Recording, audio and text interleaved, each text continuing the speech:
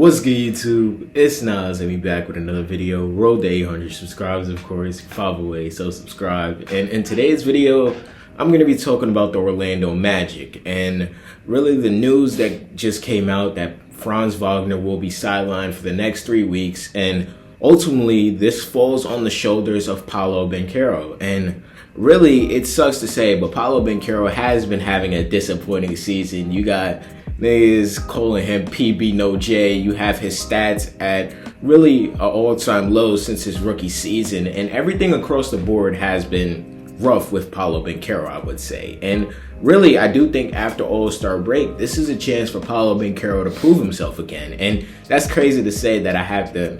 That's crazy to say that I have to say that Paolo Banchero has to prove himself after being, a one-time All-Star, made All-NBA last season, I'm pretty sure, was obviously a player that dragged the Orlando Magic to the playoffs, overall being the best player. And I remember the debates whether Paolo Banchero or Franz Wagner was the better player on the Orlando Magic. Now we can't even have those debates because Franz Wagner cannot stay healthy, and Paolo Banchero just really hasn't been that 1A type of player this season. And that sucks because you traded away multiple first-round picks for Desmond Bane. This was supposed to be a year where you were supposed to be on top of the East. Now it looks like you're in the play-in, and now there's a chance that you even drop out of the play-in. That's crazy to say. And if you would have asked me in the beginning of the season, I would have said I had belief in the Orlando Magic. Even without knowing that the leap that Anthony Black was going to take this season, I would have still said, yeah, I believe in them. Jalen Suggs can't stay healthy either. He's healthy right now, but who knows when he's going to go out. And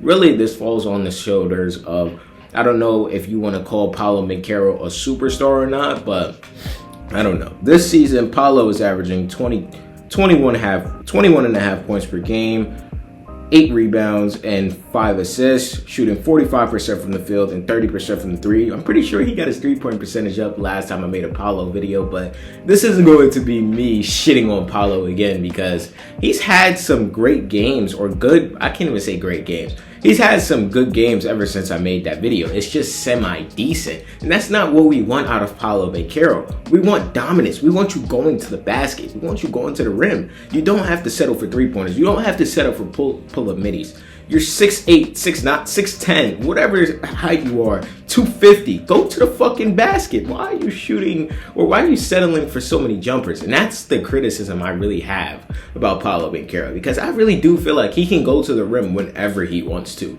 There's not a lot of 4s, 3s, or even centers that can actually guard Paolo Banchero one-on-one when he's going downhill. And with that being said, I just don't understand why he doesn't do it more. And talking about Desmond Bane has turned around his season from when I first made my video, but Desmond Bane still has the inconsistencies which Desmond Bane has even had throughout his second year in Memphis. This season, Desmond's averaging 19 and a half points per game, 4 rebounds and 4 assists, shooting 47% from the field and 37% from three. He got his three-point percentage up, I'm glad. And looking at Bane, I feel like Bane was brought in to help Franz Wagner and Paolo Banchero, not to lead, not to be the second option every single night, or even be the first option on some nights. That's not what Desmond Bane was brought in for. And we're seeing the recollection of this because they really do have some bad losses this season. Like, I feel like there's games where they are running away with the game and then they ultimately just choke the game away. And I'm like, what the fuck, Orlando? Like, that's a game that you're supposed to win. And really, all of those games, I feel like, when the Magic are winning and they're playing their best basketball, Desmond Bane has 30. So I don't know what to say about that. Desmond Bane has to literally play out of his body to get a win. I don't know. But right now, the Orlando Magic are 28 and 25 with the 7th seed. And right now, you can't be too comfortable because the East is actually closer than we think, or that we thought it was going to be. The Miami Heat are right behind them. They're 29 and 27, 2 games behind the Orlando Magic. The Charlotte Hornets, they're 3 games behind the Orlando Magic for the 7th seed. And the Charlotte Hornets have been hot recently. So you look at teams that are coming up, they could potentially get passed by the Atlanta Hawks. Like, it's crazy to say that this team could possibly not even make the playoffs after basically giving away their recent or their near future picks for Desmond Bane. And guess who has their picks if they don't make the first round? the Memphis Grizzlies, who obviously traded for first round picks with trading Jaren Jackson Jr., who are potentially going to trade Ja Morant in the offseason for like 1 or 2 first round picks or a second or some shit like that. This could kickstart the Memphis Grizzlies rebuild with the Orlando Magic's pick. So I'm interested to see how this future season could go, but I'm not ready to count out Paolo Banchero like a lot of people are, because I saw what Paolo can give you at his best. I saw what Paolo Banchero looks like when he's going downhill, when he's playing some best basketball. I saw him in a series against Boston, hard-nosed defense. He was still getting his. He was still playing defense, and he actually posed a threat to the Jays, Jason Tatum and Jaylen Brown. And really, before this season, I feel like not really a lot of people were off the Paolo Banchero hate. I feel like, or not a lot of people were hating on him. The season before, when he was an All-Star, he averaged, oh no, he wasn't an All-Star this season because he missed too many games, but he averaged 26 points per game, 7.5 rebounds, and 5 assists. This is when he had a 50-point game. The season before, that's when he was an All-Star. He averaged 22.5 points per game, 7 rebounds, and 5.5 assists. And I do think Paolo Banchero will have a turnaround season. And I do think people will go back to obviously not hating on Paolo Banchero as much as they do now. I do think